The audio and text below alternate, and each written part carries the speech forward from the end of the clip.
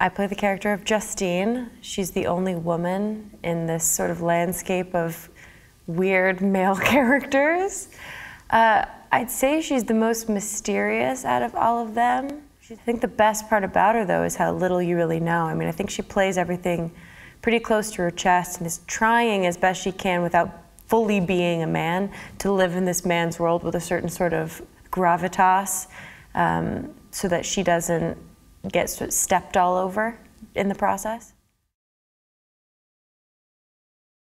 I met with Ben. We started talking about film, and we have very similar ideas when it comes to what makes a film interesting, what art is, and where it comes from, like what this film means to him as well, which is also slightly different from what I think. But it's such a cool movie to be part of that is beyond what's on the surface. Well, the first time I read it, I was really confused by it. There's so many characters, and it's all in this enclosed warehouse. And then once I started reading it a couple of times, to me, it read less like your typical sort of a bunch of people with guns shooting each other, but there was a whole other allegory at play. The main one at first that I recognized was it maybe being, like each character being all the different voices in our head, all battling it out for control over the mind or over the warehouse. And once I started thinking about it that way, it just opened up to me in a way that felt really interesting.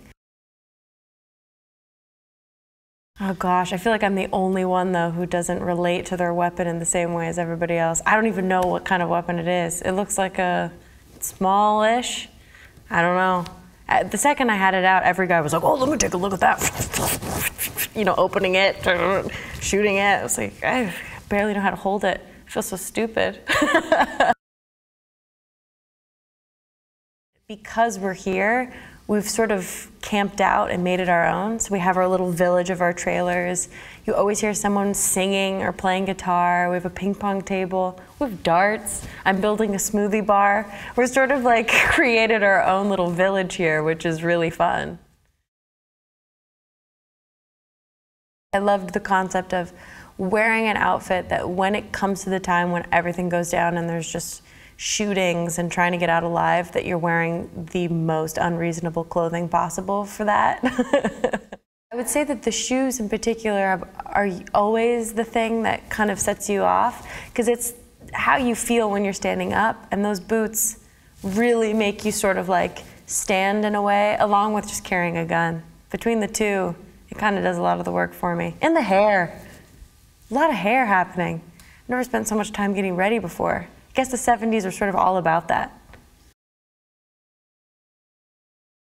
That's the interesting aspect of Ben's films, where as gruesome as they can be, they're gruesome because they seem real. It's not glorifying it in any way that makes you feel like, yeah, I want to get a gun and do that to somebody. And this film in particular also uses humor as well as that sense of humanity that takes it out of the realm of like superficial action movie. The most important aspect of a good film is if it's entertaining to watch and makes you think after.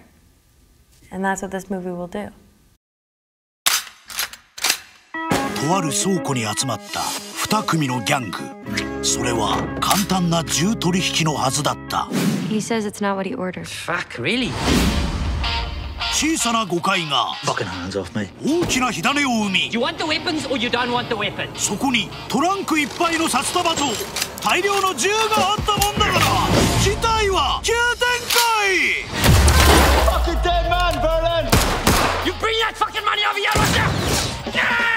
I've been shot! Calm the fuck down! Oh, fucking bastard! Too handsome to get shot! Oh, now we're cooking! I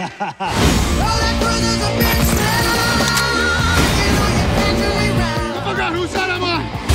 Fucking cleaning here! What are you looking at? 何でもありの無法地帯の中でクセ者たちが大発見。世界が認めた最強映画を見逃すな。 Seem like a nice girl. We can't all be nice girls. フリーファイヤー。最後にに笑うのは一体誰だ？ So that's what a brain looks like. Whoa, fuck!